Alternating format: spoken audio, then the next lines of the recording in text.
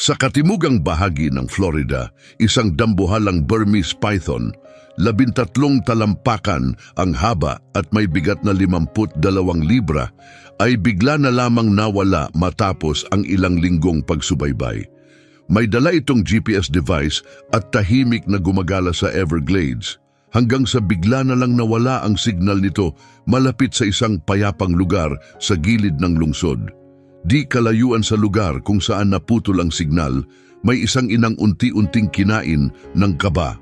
Ang kanyang munting anak ay madalas maglaro sa gilid ng kagubatan, isang lugar na ngayon ay may tinatagong misteryo. Isang hapon, muntik nang magkatotoo ang kanyang kinatatakutan. Mabilis siyang tumakbo palabas ng bahay, kumakabog ang dibdib, handa sa pinakamasama. Ngunit sa halip na trahedya, may nakita siyang bagay na hindi niya kailanman inasahan. At hindi ito trahedya, ito'y nakakagulat. Bago natin pag-usapan kung ano ang kanyang nakita, huwag kalimutang pindutin ang like button, mag-subscribe kung hindi mo pa nagagawa, at i-activate ang notification bell para wala kang mamiss na kwento. Mabigat at maalinsangan ang hangin ng Mayo sa timog-kanlurang bahagi ng Florida. Lahat ng bagay ay tila binalot ng hamog, puno ng amoy ng sariwang lupa at namumukadkad na magnolia. Tahimik na isinasakal ng halumigmig ang paligid. Para kay Dr. Alberto Herrera, isang biologist sa Conservancy of Southwest Florida, ang amoy na ito ang hudyat ng labanan. Nakatayo siya sa tabi ng isang maitim at walang galaw na latian sa labas ng Naples, kung saan ang matataas na punong cypress ay nagtapon ng mahabang anino sa berdeng kagubatan na sumasalamin sa tubig. Ngunit hindi tanawin ng kanyang pakay. Nakatuon ang mga mata niya sa isang dambuhalang ahas, mahigpit na nakakulob sa isang matibay na kahon para sa transportasyon.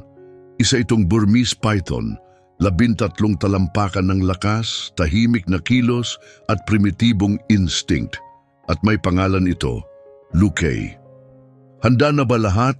Tanong ni Alberto, mahinahon pero may autoridad ang tinig. Sa paligid niya, isang maliit pero bihasang grupo ng mga technician at volunteer ang nagbigay ng senyas. Hindi basta ahas, si Luque, isa siyang scout. Simple ang estratehiya pero may madilim na bahagi. Para mapigilan ang pagdami ng mga invasive na python na pumapatay sa mga hayop sa Everglades, kailangang sundan ng grupo ang natural na kilos ng mga ahas. Tuwing mating season, kusa silang naghahanap ng kapareha. Sa pamamagitan ng paghuli sa isang malaking lalaking ahas, paglalagay ng radio tracker at muling pagpapalaya, maari silang sundan ng grupo pabalik sa mga lugar kung saan maraming ahas, lalo na ang mga babaeng may dalang itlog. Kaya si Luque ay naging tila isang alyado, isang double agent. Siya ang magiging gabay nila sa puso ng pananakop. Naging maayos ang proseso, matibay ang pagkakabit ng transmitter at handa na si Luque. Dahan-dahan nila itong pinalaya mula sa kahon at nang nasa sahig na ng kagubatan, tumigil ang ahas, pinapagalaw ang kanyang tinidor na dila upang damhin ang paligid. Pagkatapos, sa isang kilos na halos parang multo, siya'y naglaho sa ilalim ng mga halaman, tahimik na aninong bumalik sa gubat. Gumagalaw na siya, sabi ng isang technician, nakatitig sa monitor. Isang maliit na tuldok ang kumikislap ng tuloy-tuloy. Mabuti, mahinang sagot ni Alberto habang pinupunasan ng pawis sa noo. Sana mahilig siya sa may kasama. At sa ilang linggo, tila ginagawa ni Luque ang inaasahan. Patuloy at regular ang signal, tulad ng tibok ng puso sa mapa ng kagubatan. Dumaan siya sa mga inaasahang daan, paikot-ikot sa makapal na kagubatan sa kanlurang bahagi ng Everglades. Matiyagang sinusubaybayan ng grupo ni Alberto ang kanyang kilos. Alam nilang darating ang oras na dadalhin sila ni Luque sa pugad ng mga ahas. Ngunit isang Martes ng umaga, huling linggo ng Mayo, biglang nagbago ang lahat. Tumigil ang tibok. Ang transmitter ni Luque na dati nagpapadala ng malakas na signal mula sa gilid ng bagong pabahay ay biglang natahimik. Hindi mahina, hindi rin error, lubos na katahimikan. Baka sira ang transmitter, suhestyon ng isa sa grupo. Umiling si Alberto, bakas ang pagkabahala. Sa bigat niyang 52 libra, wala kundi matinding puwersa ang kayang magpatigil ng signal.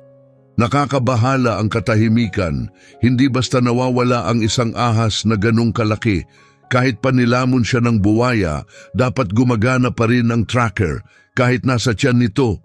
Ngunit ito, tila may nagpatigil ng lahat. At ang huling lokasyon, nakakagimbal na lapit sa isang tahimik na komunidad, ang Oak Creek Estates, nasa gilid mismo ng kagubatan. Kaagad nilang inabisuhan ang US Fish and Wildlife Service. Isang paalala ang ipinalabas sa mga residente. Maikli pero seryoso. Mag-ingat, laging maging alerto, panatilihing nasa loob ang mga alagang hayop, huwag hayaang mag-isa ang maliliit na bata. Para kay Elena Jimenez, hindi lang ito abiso sa publiko. Para sa kanya, isa itong personal na babala. 2 taon na silang naninirahan ni Marco sa Oak Creek. Para kay Marco, ito ang katuparan ng kanyang pangarap, tahimik, pribado at may likurang bakuran na diretso sa kalikasan. Gustong-gusto niya ang tanawin, ang kuliglig sa gabi at ang mga usang dumaraan paminsan-minsan. Ito ang tunay na Florida, Elena. Madalas niyang sambitin habang yakap siya. Mailap at maganda, ngunit 6 na buwan na ang nakalipas mula nang bawian siya ng buhay sa atake sa puso. At ngayon, si Elena na lang ang mag-isang nag-aalaga sa anak nilang si Chiara, 2 taong gulang, sa bahay na pinili ni Marco. Ngunit ngayon iba na ang pakiramdam ng pangarap na iyon. Kung dati kagandahan ang nakita ni Marco, ngayon ay panganib ang nakikita ni Elena. Ang dating simpleng kaluskos sa damuhan tila may banta. Ang bawat anino sa likod ng mga puno parang may itinatagong panganib. Si Chiara na may malalaking matang bughaw na tila salamin ng sa kanyang ama at walang kapantay na kuryosidad, ang buong mundo ni Elena at ang kanyang pinakamalaking takot. Sa edad na 2 taon, hindi pa nauunawaan ni Chiara ang pagkakaiba ng maayos na damuhan sa likod ng bahay nila at ang ligaw na bahagi ng kalikasan sa kabila nito. Para sa kanya, iisa lang ang lahat, isang malaking palaruan. Pero matapos basahin ang babala, naramdaman ni Elena ang malamig na takot na tumagos sa kaibuturan niya. Sinimulan niyang libutin palagi ang likod ng bakuran, masusing tinititigan ang hangganan ng gubat na tila mas lumalalim ang pagkabahala sa bawat araw. Napansin niyang may mga bagay na dati hindi niya pinapansin. Isang bahagi ng damuhan malapit sa bakod na tila nayurakan. Mga ibong bigla na lang lilipad mula sa palumpong na parang may ikinagulat. Kinuha niya ang telepono at tinawagan ang numerong nakasaad sa babala. Ang sumagot mula sa Fish and Wildlife Service ay kalmado pero malamig. Opo ma'am, sinusubaybayan na po namin ang sitwasyon. Isang malaking python na may tag ay kasalukuyang nawawala malapit sa inyong lugar. Ang pinakamainam po ninyong gawin ay manatiling alerto. Laging bantayan ang inyong anak kapag nasa labas. Kapag may napansin kayong kakaiba, huwag po kayong lalapit. Tawagan niyo kami kaagad. Bantayan ko siyang mabuti? Gusto nang sumigaw ni Elena. 2 taong gulang lang siya. Minsan, 1 segundo lang at nawawala na siya sa paningin ko. Ang takot ay naging anino niya. Kasama ito sa almusal, kasama habang dahan-dahan niyang itinutulak si Chiara sa duyan, kunwaring normal ang lahat. At sa gabi, habang mag-isang nakahiga sa kama, tila ito'y kumot na mabigat na bumabalot sa kanya.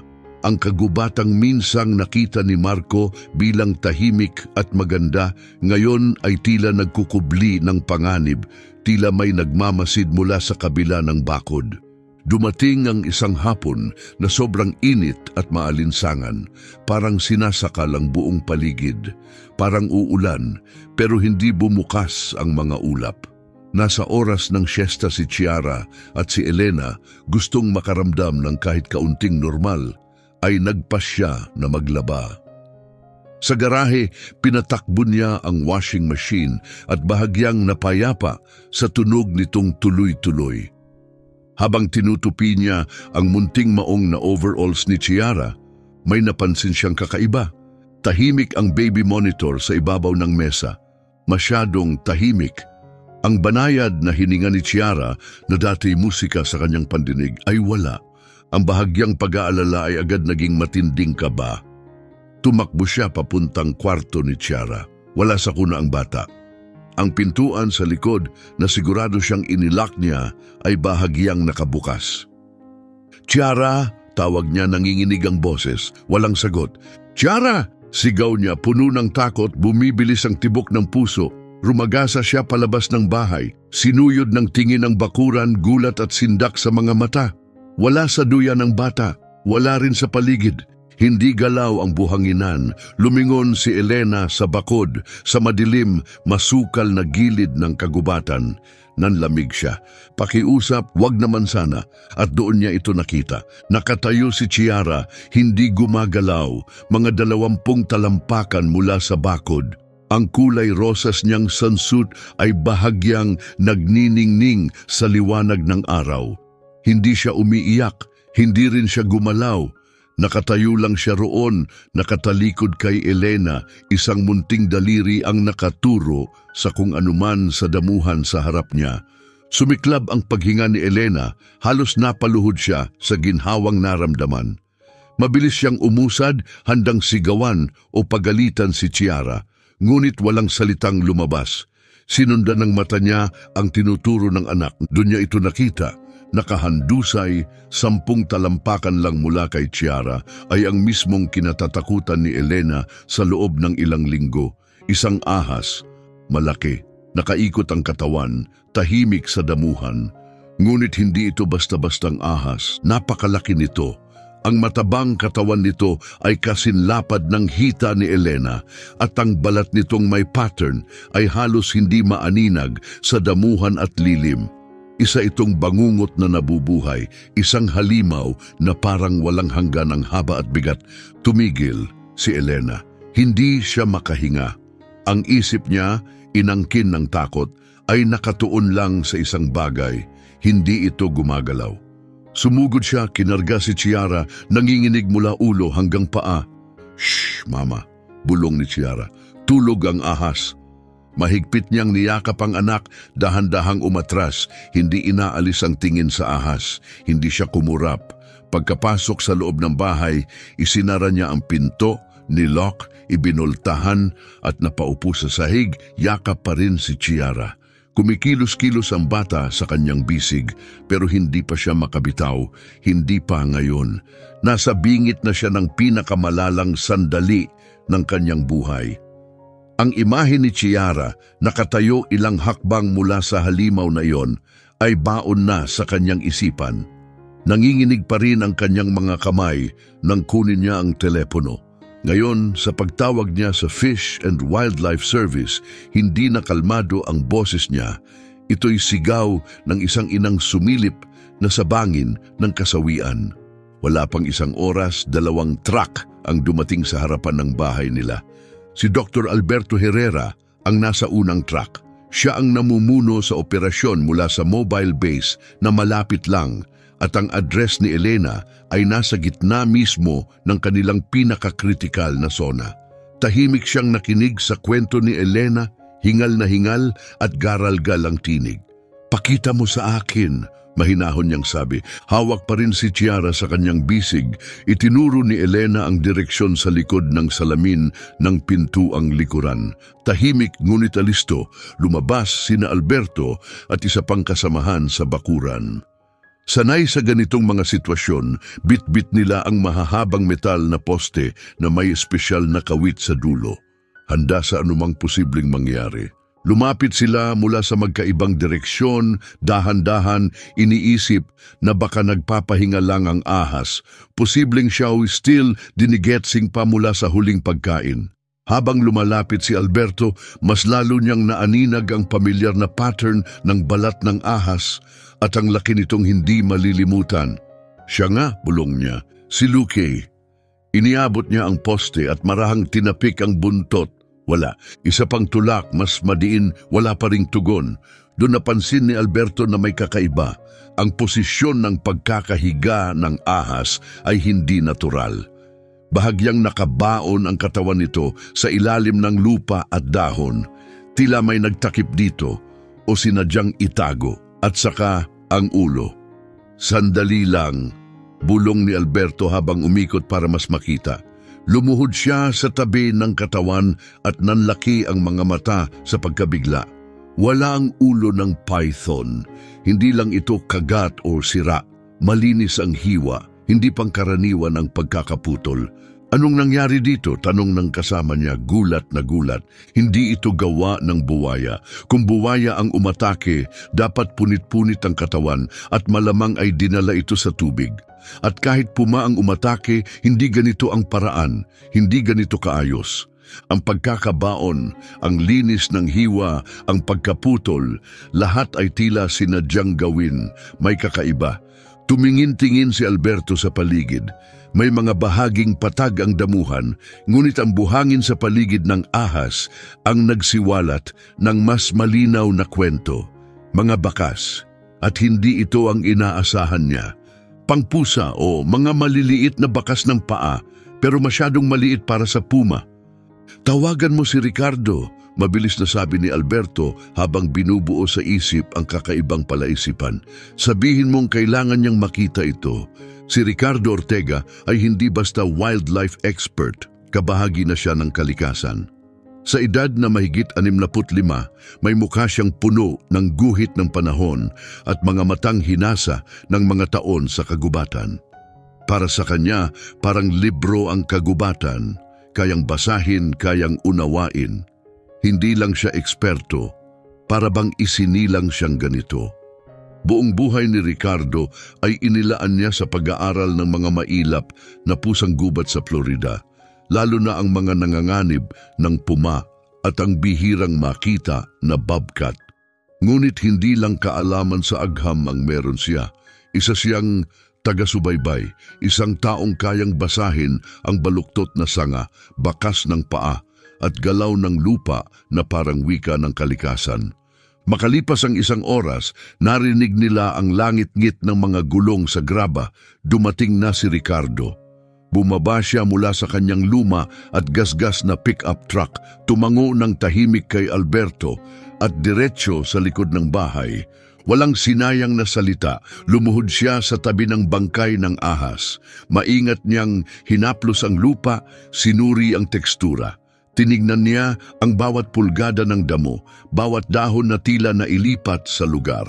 Hindi buwaya ang gumawa nito, sabi ni Ricardo, mababa at siguradong-sigurado ang boses. Kung buwaya, punit ang katawan. Ito, malinis ang hiwa. Puma kaya? Tanong ni Alberto, umaasang may makatuwirang paliwanag. Umiling si Ricardo dahan-dahan. Kung puma, marahas, durog ang buto, putol ang gulugod. Ito, sinadya. Itinuro niya ang mga bakas na una nang nakita. Mga bakas na ito, masyadong maliit para sa puma. Maikli ang lakad, magaan ang mga pads. Bobcat? Sabi ni Alberto, halos ayaw paniwalaan, parang katawa-tawa. Tumingin sa kanya si Ricardo, may bahagyang ningning ng pag-uusisa o marahil munting ngiti. Sila nga, Ricardo, walang bobcat na kayang gawin ito, giit ni Alberto, sabay turo sa dambuhalang katawan ng python. 13 talampakan ng haba ni Luque, mahigit 50 libra. Ang bobcat, 20 libra, 25, ngumiti si Ricardo bahagya. Hindi sinusunod ng kalikasan ng mga panuntunan natin, Alberto. Ang isang mailap na hayop na pinilit ipagtanggol ang teritoryo o mabuhay ay kayang gumawa ng hindi natin inaasahan. Tumayo siya, pinagpag ang tuhod, pero may paraan para makasiguro. Ang sino mang gumawa nito ay sinubukang itago ang katawan. Ibinaon ng sapat para hindi maamoy ng mga maninila. Ibig sabihin, babalik ito. Habang ang araw ay unti-unting lumulubog sa likod ng mga puno, pinapaitim ang langit sa lilang kahel. Ikinabit ni Ricardo ang isang maliit na trail camera sa isang punong pino. Maingat niya itong itinutok sa katawan ng python, ngayoy nagsisilbing pain. Iiwan nila ang lahat kung paano nila ito nadatnan. Maaaring bumalik ang mandaragit at sa pagkakataong ito may nagmamasid na. Mula sa kanyang bintana, tahimik na pinanood ni Elena ang dalawang lalaking nagtatrabaho. Ang paralysis ng takot ay napalitan na ngayon ng isang kakaibang pag-uusisa. Parang may sinaunang bagay na muling gumigising sa likod mismo ng kanyang bahay. Kinagabihan, matapos basahan ng kwento si Chiara bago matulog tungkol sa matatapang na hayop sa gubat, hindi ahas ang pumasok sa panaginip ni Elena kundi isang pares ng maningning na dilaw na mga mata na nakamasid mula sa dilim ng kagubatan. Kinabukasan, mas malamig ang simoy ng hangin, isang kaginhawaan matapos ang mga araw ng matinding init. Maagang bumalik sina Ricardo at Alberto upang suriin ang trail camera. "May nakuha ba?" tanong ni Alberto habang maingat na inaalis ni Ricardo ang memory card mula sa camera. "Tingnan natin kung anong sinabi ng gabi," sagot ni Ricardo. Isinalpak ito sa maliit na laptop na nakapatong sa likod ng truck. Lumapit sila pareho, nakatutok ang mata sa screen. Sa unang bahagi ng video, walang makikita kundi ang bangkay ng ahas sa ilalim ng malamlam na liwanag ng infrared lens. Lumipas ang ilang oras nang walang nangyayari. Pagkatapos, isang raccoon ang lumitaw, umamoy-amoy sa hangin at agad na tumakbo palayo. Isang opossum ang sumunod, may halong pagkamausisa at pag-iingat, ngunit agad ding naglaho.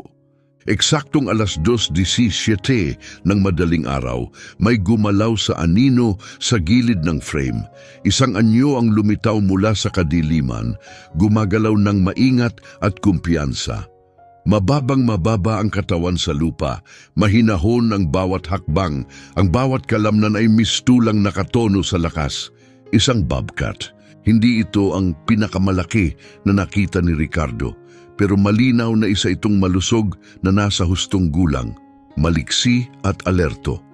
Nakatayo ang mga tainga nitong may palamuti sa dulo, at ang maiikli nitong buntot ay pumapagaspas habang dahan-dahang lumalapit sa katawan ng ahas. Maingat ang galaw nito, ngunit hindi nag-aalinlangan, nakatuon ang paningin sa pakay. "Ayun ang salarin natin," bulong ni Alberto, pilit inuunawa ang nakikita. Lumapit ang bobcat sa bangkay ng python at inamoy ito. Pagkatapos sa isang kilos na buo ang pasya, kinagat nito ang makapal na balat ng ahas at hinila. Walang nangyari, hindi gumalaw ang dambuhalang katawan. Hindi nagpatinag, ikinabit ng pusa ang mga paa sa lupa, bumaon ang mga kuko at humila muli. Sa pagkakataong ito, kita ang buong katawan nitong naghuhumiyaw sa lakas. Sa kabila ng sobrang diferensya ng bigat, hindi ito sumuko. Paulit-ulit itong humila, nag-ayos ng posisyon, determinado sa kanyang layunin. Halos isang oras, patuloy ang pag-record ng trail cam sa nakabibighaning eksena, isang mailap na pusa na may bigat na wala pang 25 libra ay kumakain ng ahas na higit doble ang laki nito. Ang pangyayari, hindi ka panipaniwala. "Hindi ako makapaniwala sa nakikita ko," sabi ni Alberto, umiiling. Isang bobcat na 25 libra, pinatay ang python na 52 libra. Parang imposible. "Hindi nabigyan ng pagkakataon ng ahas," sagot ni Ricardo. Di pa rin inaalis ang mata sa screen, may bahid ng paghanga sa tinig. "Tingnan mo dyan." Itinuro niya ang bahagi malapit sa liig ng ahas. "Kita mo yang malalim na sugat, malamang ay dahan-dahang lumapit ang bobcat, naghintay ng perpektong tiyempo at saka umatake mula sa likod. Malamang ay bumaon ang mga kuko sa katawan at tinarget ang ulo gamit ang mga ngipin. Isang eksaktong ambush," bulong ni Alberto, "at walang takot." Patuloy ang video. Matapos kumain, inabot ng halos 10 minuto ang bobcat sa muling pagtatakip ng bangkay. Maingat nitong tinabunan muli ng lupa at mga dahon ang katawan, parang sinusubukang itago ito. At gaya ng pagdating nito, Tahimik itong naglaho papasok sa gubat. Hindi makapagsalita si Alberto. Hindi lang ito kakaibang pangyayari. Ito'y isang bagay na hindi pa naidodokumento kailanman. Isang bobcat na pumapatay at nagtatago ng isang ganap na Burmese python. Binabago nito ang pagkakaunawa sa ugnayan ng mga mandaragit sa Everglades.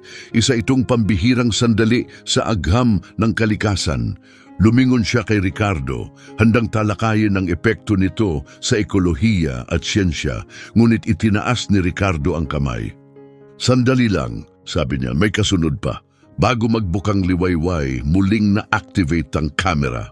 Bumalik ang bobcat, ngunit sa pagkakataong ito, hindi na ito nag-iisa. Tumigil ito sa gilid ng clearing, lumingon at naglabas ng mahinang tunog na tila pag-chirp.